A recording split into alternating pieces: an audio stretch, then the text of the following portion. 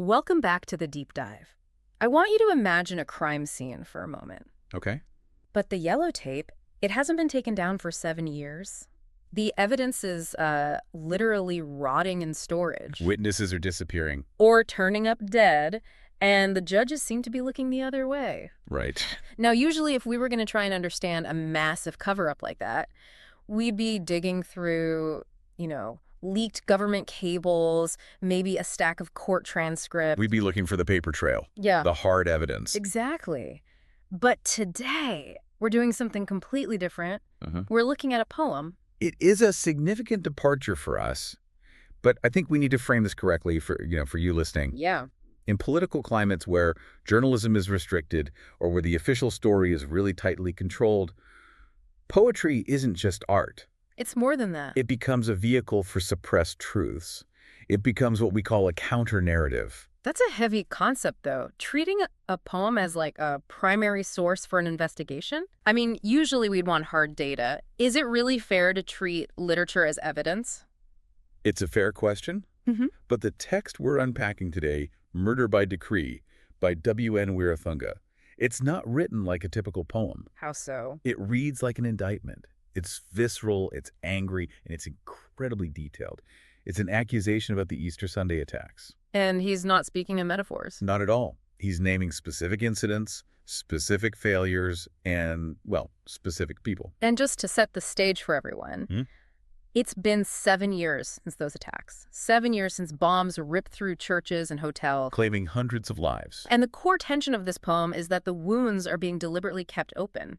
That's the hook. It's not just a lament for the dead. It's an argument that the lack of justice is a feature of the system, not a bug. So our mission for this deep dive is to investigate the stanzas of this poem like they're files in a cold case. Because Weerathunga is making this massive claim. He's saying these attacks weren't random acts of religious extremism. Which is what we've all been told. Right. He says it was a calculated political maneuver, a strategy to secure an electoral victory. That's the central thesis we need to test. The idea that the bloodshed was effectively a campaign strategy. Okay, let's get into the evidence. The poem starts with this really disturbing line about the rulers. Yes. It describes the political elite as being accused of being used to devouring what belongs to the people. It just feels so predatory. It establishes the motive immediately. The poet is saying, just look at the history.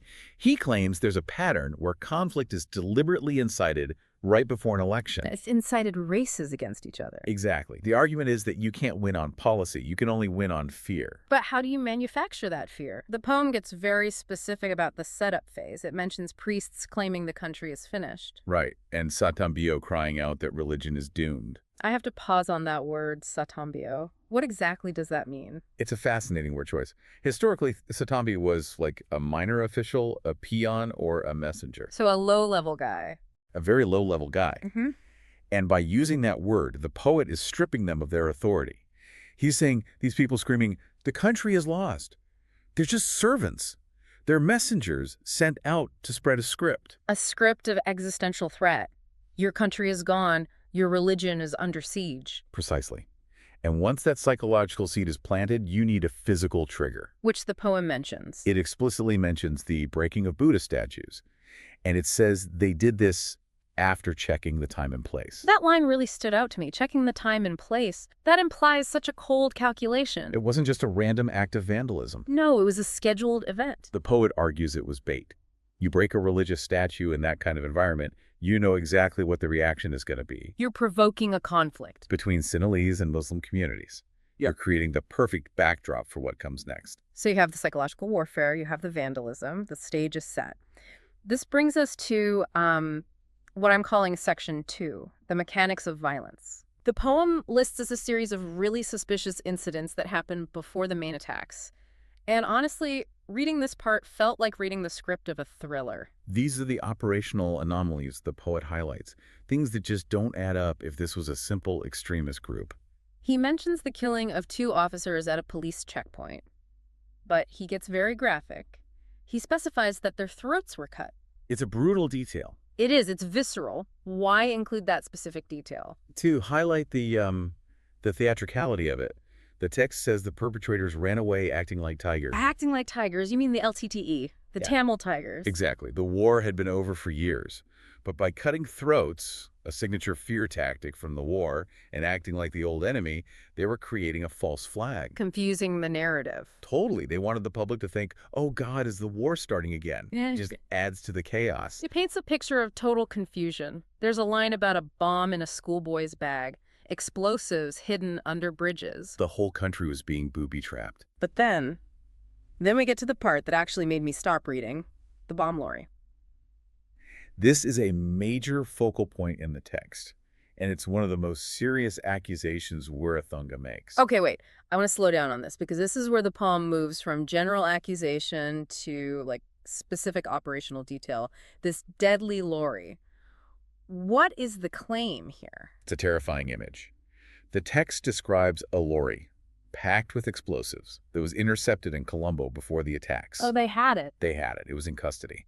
But then the poem says a police boss, that's the phrase used, gave the order to release it. To just let it go. That sounds insane. Is he implying it was incompetence, like they didn't check the truck properly? No, and that's the key. The poem explicitly says the police boss said to release the deadly lorry. So it was an active decision. He frames it as a decision from the top. The implication isn't that it was a blunder. It was a logistical necessity for the attack. If that lorry stays impounded, maybe the attacks don't happen. Or at least not on that scale. Releasing it was effectively pulling the trigger. That is... If that's true, that's state complicity on a level that's just hard to wrap your head around. It implies law enforcement actively facilitated the movement of the weapons that would kill their own citizens. Wow. And the poem reinforces this. It says, whenever explosives were found, whenever some junior officer tried to investigate, someone intervenes to stop it. An invisible hand. An invisible hand making sure the plot could not be stopped. The machinery of the state was working to protect the bomb, not the people. Which brings us to the day itself, the day of ash. The poem describes 300 people turning to ash. It's horrific. Just brutal imagery. But immediately after that, the poet pivots to another massive anomaly, the unexploded bomber. Right. The bomber in Colombo, whose device didn't detonate. Now, in a normal investigation, a live suspect is your golden ticket. You interrogate him, you map the network. But the poem notes something very strange about the timeline. It says the intelligence officers, the intel, went to that suspect's house immediately. By that time, the intel was already going to that house. That's the line. And the implication is, how? How did they know where he lived so fast? He hadn't even been processed yet. Exactly. The poet is arguing that this speed implies foreknowledge. They didn't need to interrogate him to find his address. They already knew. They already knew. They knew who he was, where he was, and presumably what he was supposed to do. It suggests he was an asset they were keeping tabs on. Not some ghost they had just discovered. And speaking of knowing what was supposed to happen, let's talk about the members of parliament. Yes. The poem has a whole stanza on the MPs who mysteriously didn't go to church that day. This is a point that's been talked about for years, and the poet just hammers it home. He says they blabbered afterwards. They basically admitted we didn't go because we knew it would explode. It's the ultimate cynicism of self-preservation. I'm safe. Too bad for you. But the poem aims higher than the MPs. It targets the prime minister and the president. It describes them as picking up stones. I'm assuming that's an idiom. Yes, picking up stones or playing the fool. It means feigning ignorance, dodging the issue, looking at the sky while your house is on fire. So they acted clueless. But it was later revealed they knew. They knew about the attack. And their defense, according to the poem, is just... it's almost laughable. If it weren't so tragic. They admitted they knew an attack was coming, but claimed they didn't think it would be this big. And look at the political utility of that. The poet points out that right after this massive failure, the campaign slogan becomes, "I will catch the thieves." Wow. They use the very disaster they allowed to happen as the platform to promise security. It's a protection racket. Create the danger, then sell the safety. So the bombs go off, the election happens, power changes hands. A strong man comes in to save the day. And now we get to the cover-up. You'd think with a new government, one that campaigned on justice, the truth would finally come out. But the poem says it's just a game of musical chairs. It's a judicial charade. The former president calls for commissions. But then the new president stops the inquiries. It says the group hides all the reports. And this is the big one. The poem explicitly accuses 3 presidents. Not one, not two, but three different leaders of hiding the murderers. This is the murder by decree. The poem creates a timeline that spans 3 administrations. The one in power during the attack. The one who came to power because of it. And then his successor. So it's a relay race, passing the baton of cover-ups. Exactly. The poet asks, why did the 3 presidents hide the murderers? And by implicating all 3, he removes the possibility of this just being partisan politics. It's not about one party versus another? No. He's arguing the system itself protects these assets. Whether you vote blue or green, the cover-up is the same. It suggests the people behind the attack are more powerful than the presidency itself. The poem gets into the gritty details of how they covered it up, too. It mentions fake DNA evidence. It claims suspects who supposedly died were actually allowed to flee abroad. Easter murderers go abroad, the text says, and those who fled are said to be dead.